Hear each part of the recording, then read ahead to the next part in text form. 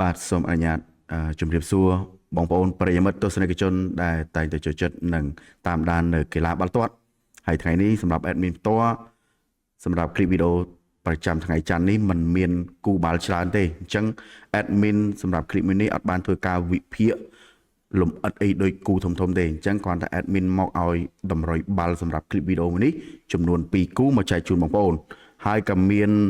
បំណងក្នុងคลิปនេះចង់អញ្ជើញបងប្អូនដែលមានបំណងចង់ join ក្រុម AKFC Sport Tip ជាមួយ admin ណានេះដោយ admin បានឃើញខ្ញុំនេះបង្ហាញយើងមានសមាជិករហូតដល់ជាង 7,000 នាក់នៅក្នុងហ្នឹងមកទទួលបានតម្រុយបាល់ជារៀងរាល់ថ្ងៃហើយម្សិលមិញហ្នឹង admin ងាប់តាឡាស៊ីអូមកគួរណាបើសិនណាជាបងប្អូនចង់បានតម្រុយបាល់ច្បាស់ហើយមកធ្វើជាសមាជិករីករាយកំសាន្តសុបជាមួយគ្នាសៀងជាមួយគ្នាក៏អាចធ្វើការ join link នៅក្នុង profile ដែល admin ទម្លាក់ណាតោះឥឡូវយើងមកចូលសាច់រឿងយើងវិញម្ដង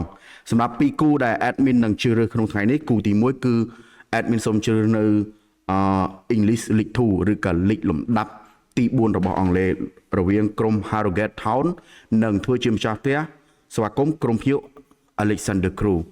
សម្រាប់គូប្រកួតមួយនេះបើយើងមើលតាម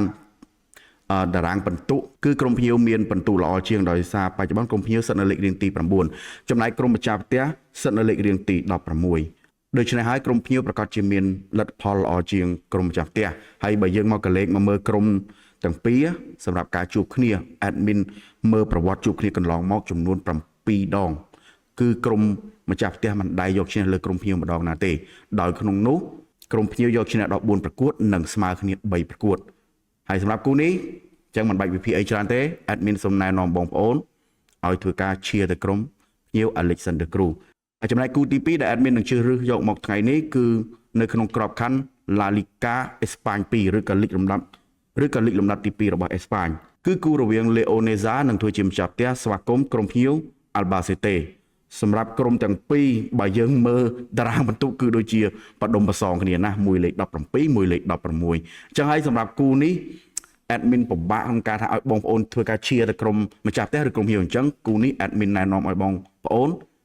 លេខ under បានសម្រាប់គូនេះដូច្នេះហើយគូនេះបងប្អូនអាចជ្រើសយក under បានអញ្ចឹងសម្រាប់ពីគូថ្ងៃនេះទី1ឲ្យឈៀរទៅក្រុមភៀវ Alexander Crew ហើយគូទី2ឲ្យបងប្អូនជ្រើសរើសយក under នេះគ្រាន់តែ tip បាល់ប្រចាំថ្ងៃដែល admin ធ្វើការចែកជូនបងប្អូននៅក្នុង channel TikTok ក៏ដូចជា Facebook របស់ admin បើបងប្អូនចង់បានច្បាស់ចង់បាន tip បាល់ពិសេសជារៀងរាល់ថ្ងៃក៏អាចធ្វើការ join ក្រុម VIP ដែល admin ធ្វើការ show នៅក្នុងទូរស័ព្ទបាញ់មិញអញ្ចឹងមកធ្វើជាសមាជិកជាមួយ admin ទាំងអស់គ្នាអូខេជួបគ្នានៅវីដេអូក្រោយសូមអរគុណ